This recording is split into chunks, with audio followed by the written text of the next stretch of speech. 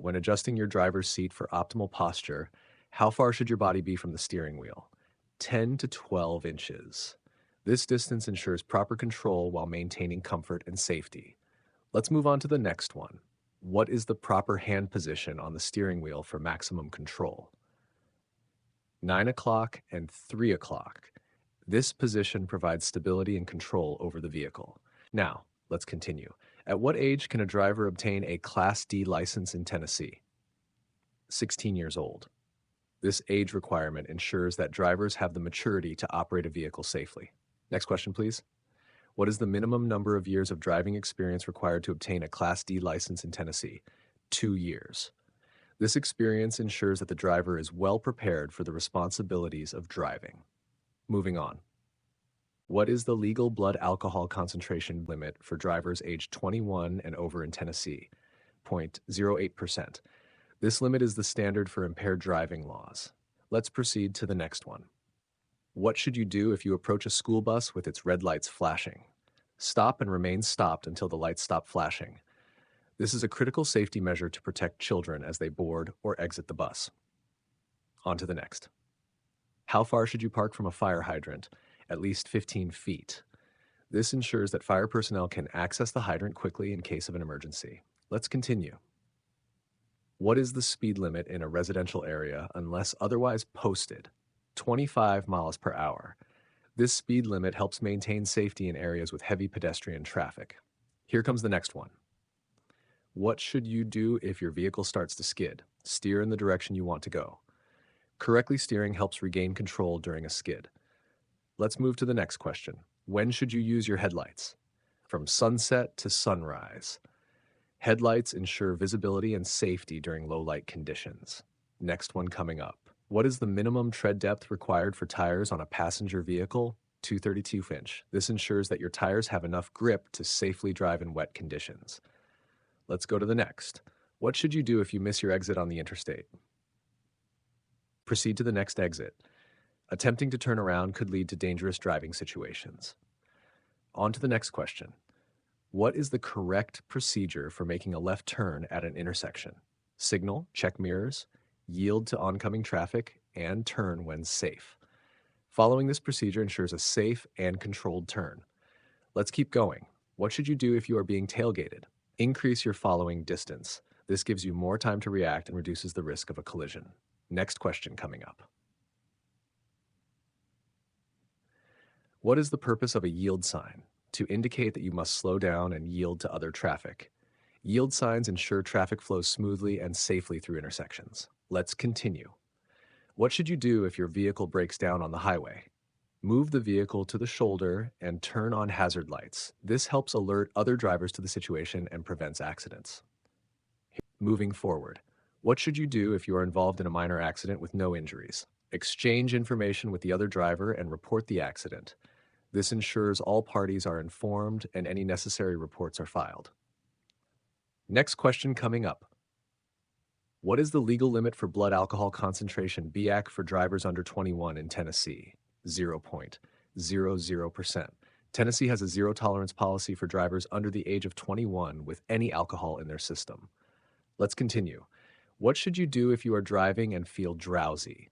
Pull over in a safe area and rest. Resting will help restore alertness and ensure safe driving.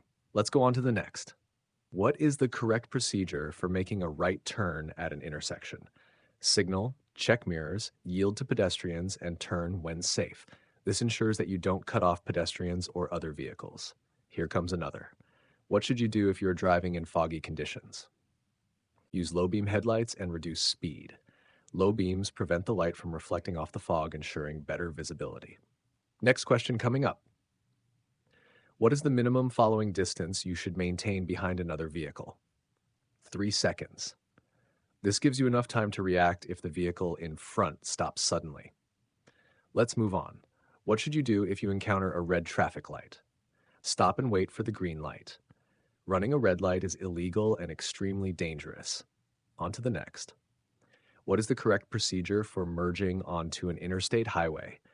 Use the acceleration lane to match the speed of traffic and merge safely. This allows for a smooth and safe merge into fast-moving traffic. Next one coming up. What should you do if you're driving and hear a siren from an emergency vehicle? Pull over to the right and stop until the emergency vehicle passes. This allows emergency vehicles to pass quickly and safely. Let's continue. What is the correct procedure for passing another vehicle on the highway? Signal, check mirrors, pass when safe, and signal again. This ensures that all maneuvers are communicated to other drivers. Here comes the next one. What should you do if you are driving and see a pedestrian crossing the street? Yield to the pedestrian and stop if necessary. Pedestrians always have the right of way in crosswalks. Let's keep it going. What is the correct procedure for making a U-turn? Signal, check for traffic, and turn when safe. Making a U-turn safely requires checking both directions for oncoming traffic. On to the next. What should you do if you are driving and see a stop sign? Stop completely, look both ways, and proceed when safe. It's essential to stop fully at stop signs to ensure safety at intersections. Next one coming up. What is the correct procedure for making a lane change? Signal, check mirrors and blind spots, and change lanes when safe. This ensures that you don't cut off other drivers and can safely change lanes. Let's move forward. What should you do if you are driving and see a construction zone sign? Slow down and be prepared for changes in traffic patterns. Construction zones often have reduced speeds and changing conditions. Next question. What is the correct procedure for making a right turn on red? Stop completely, check for traffic and pedestrians, and turn when safe. This is the standard procedure unless posted otherwise. Moving forward. What should you do if you are driving and see a yield sign? Slow down and yield to other traffic. Yield signs require you to let others go first when necessary. Here comes the next. What is the correct procedure for making a left turn on red? Only allowed from a one-way street onto another one-way street. This maneuver is only legal in certain conditions to prevent accidents. Let's continue. What should you do if you're driving and see a flashing yellow light? Slow down and proceed. A flashing yellow means caution. Proceed carefully through the intersection. Next one coming up.